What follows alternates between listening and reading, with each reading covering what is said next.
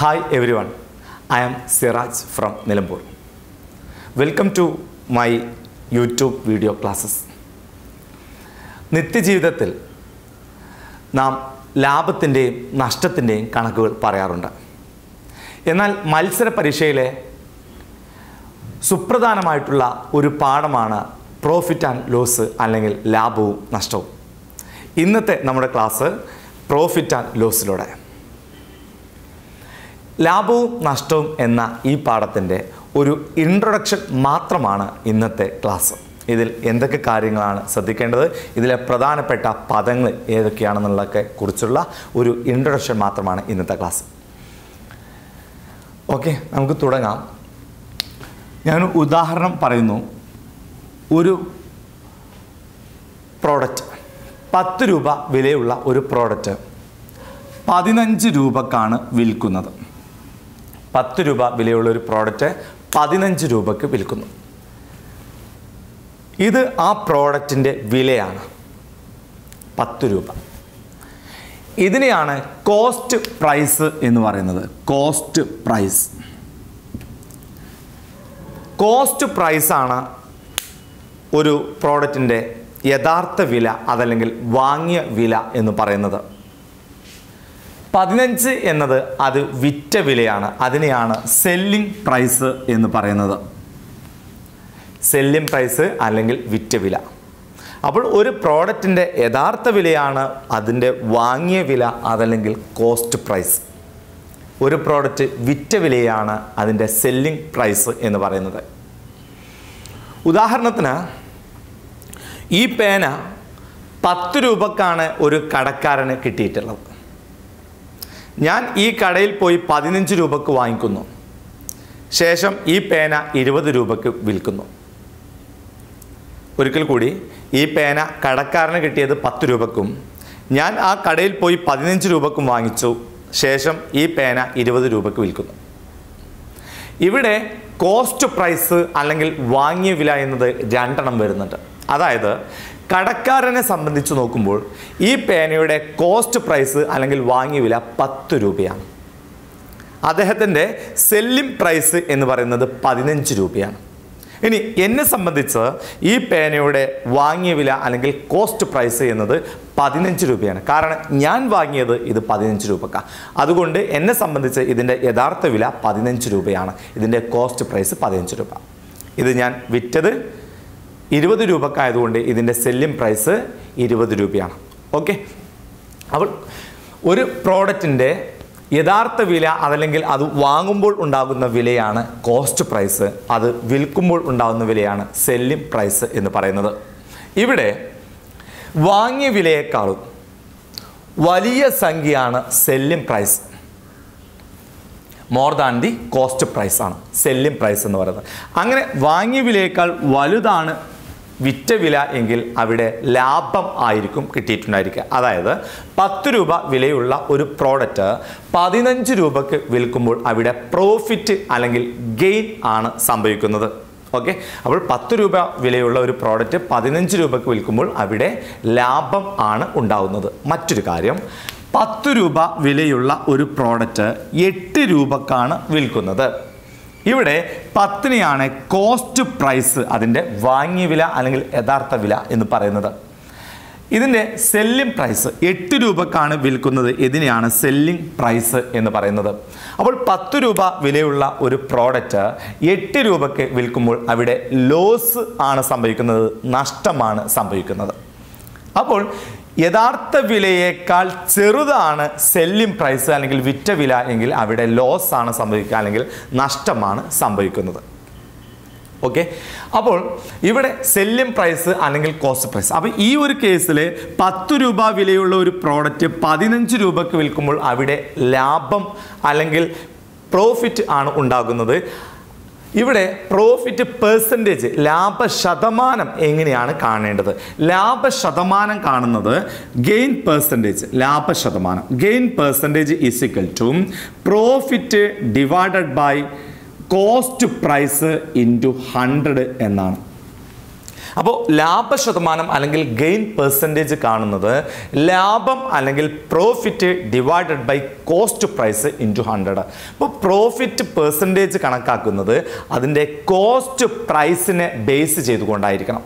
Cost പ്രൈസിനെ base ചെയ്തുകൊണ്ടാണ് gain percentage അല്ലെങ്കിൽ ലാഭശതമാനം കാണുന്നത്. ഞാനൊരു കാര്യം പറയുന്നു, ഗെയിൻ പെർസെൻറ്റേജ് അല്ലെങ്കിൽ പ്രോഫിറ്റ് എന്ന് പറയുന്നത് പ്രോഫിറ്റ് പെർസെൻറ്റേജ് കാണുമ്പോൾ അതിൻ്റെ കോസ്റ്റ് പ്രൈസ് എന്നത് ഇതിലെ ചെറിയ സംഖ്യ ആയിരിക്കും എന്ന കാര്യം ഓർത്തിരുന്നാൽ നന്നായിരിക്കും. ചെറിയ സംഖ്യ എന്ന് പറയുന്നത് ഇവിടെ സെല്ലിംഗ് പ്രൈസ് 15 അതിനേക്കാൾ ചെറുതാണ് കോസ്റ്റ് പ്രൈസ്. ഓക്കെ, മറ്റൊരു കാര്യം, ഇവിടെ 10 രൂപ വിലയുള്ള ഒരു പേന അല്ലെങ്കിൽ 10 രൂപ വിലയുള്ള ഒരു പ്രോഡക്റ്റ് അത് 8 രൂപക്കാണ് വിൽക്കുന്നത് എങ്കിൽ അദ്ദേഹത്തിന് ലോസ് ആണ് സംഭവിക്കുന്നത് അല്ലെങ്കിൽ നഷ്ടമാണ് സംഭവിക്കുന്നത്. അങ്ങനെയാണെങ്കിൽ ലോസ് പെർസെൻറ്റേജ് കാണാനുള്ള equation, loss percentage is equal to loss divided by cost price. ഇവിടെ ഗെയിൻ പെർസെൻറ്റേജ് ആണെങ്കിലും ലോസ് പെർസെൻറ്റേജ് ആണെങ്കിലും ബേസ് വരുന്നത് അതിൻ്റെ കോസ്റ്റ് പ്രൈസിനെ അടിസ്ഥാനപ്പെടുത്തിയിട്ടാണ് പ്രോബ്ലം ചെയ്യുന്നത്, ഇൻറ്റു 100. അപ്പോൾ ലോസ് പെർസെൻറ്റേജ് കാണാനുള്ള ഇക്വേഷനാണ് loss divided by cost price into 100. ഇവിടെ ശ്രദ്ധിക്കേണ്ട ഒരു കാര്യം, ഇവിടെ 10 രൂപ വിലയുള്ള ഒരു പ്രോഡക്റ്റ് 8 രൂപക്ക് വിൽക്കുമ്പോൾ 2 രൂപ നഷ്ടമാണ് സംഭവിക്കുന്നത്, ലോസ് ആണ് സംഭവിക്കുന്നത്.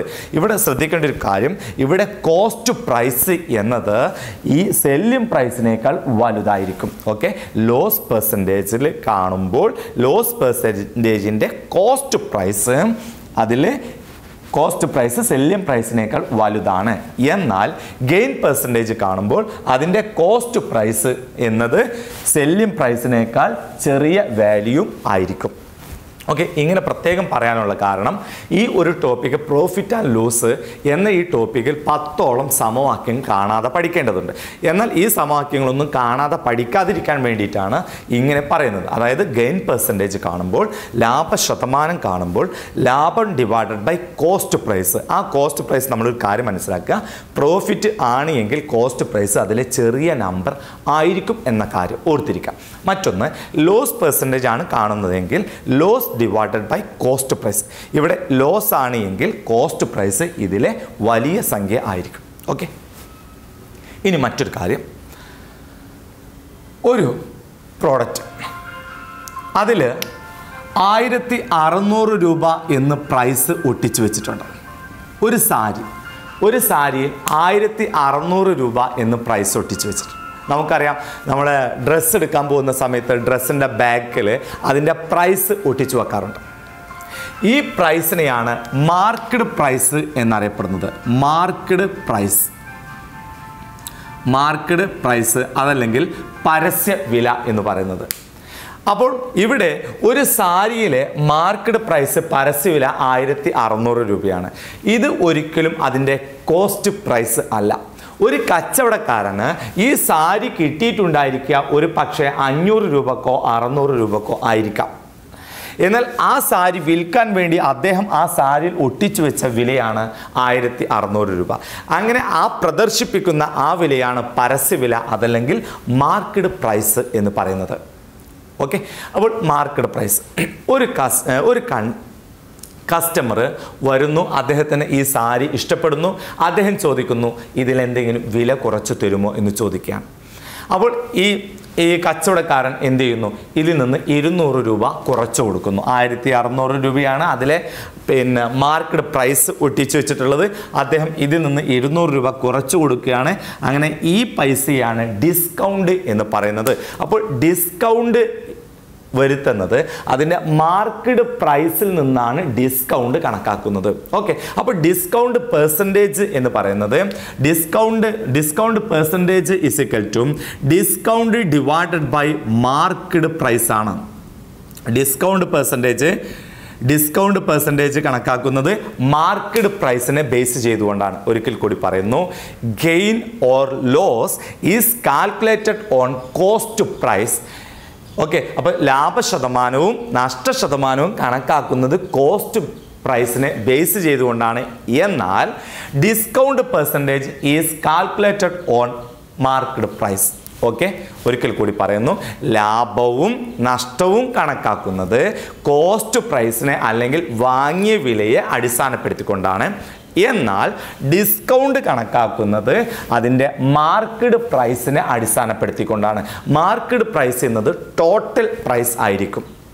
ഓക്കെ, ഒരു സാരി അത് 600 രൂപയുടെ സാരിയാണ് എങ്കിൽ അത് സാരിയിൽ 1600 രൂപ എന്ന് ഒട്ടിച്ചു വെച്ചിട്ടുണ്ട്. എന്നിട്ട് അദ്ദേഹം ഡിസ്കൗണ്ട് നൽകുകയാണ്. ആ ഡിസ്കൗണ്ട് നൽകുന്നത് ഈ 1600 രൂപയിൽ നിന്ന്. ഇതിനെയാണ് മാർക്കറ്റ് പ്രൈസ് എന്ന് പറയുന്നത്. അതിൽ നിന്ന് 200 രൂപയാണ് ഡിസ്കൗണ്ട് അനുവദിക്കുന്നതെങ്കിൽ ആ ഡിസ്കൗണ്ട് ശതമാനം കണക്കാക്കുന്നത് ഡിസ്കൗണ്ട് കിട്ടിയ 200 ഡിവൈഡഡ് ബൈ ഇവിടെ കോസ്റ്റ് പ്രൈസ് അല്ല എടുക്കേണ്ടത്, മാർക്കറ്റ് പ്രൈസിനെ ബേസ് ചെയ്തുകൊണ്ടാണ് കണക്ക് ചെയ്യേണ്ടത് എന്നാണ് പറഞ്ഞത്. ഓക്കെ, ഒരിക്കൽ കൂടി പറയുന്നു. Profit or loss is calculated on cost price. Then discount percentage is calculated on market price. Okay, ഇനി മറ്റൊരു കാര്യം കൂടി.